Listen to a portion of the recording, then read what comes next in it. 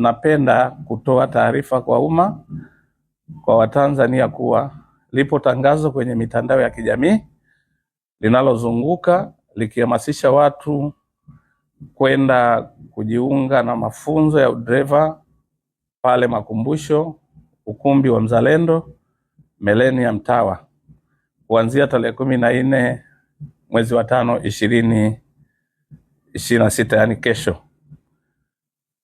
Chuo cha Taaluma ya Polisi Dar es Salaam kupitia shule yake ya udereva ya Kilwa Road Driving School haina darasa katika ukumbi huo, na tunaomba Watanzania kupuuza tangazo hilo lenye lengo la kuchafua chuo chetu.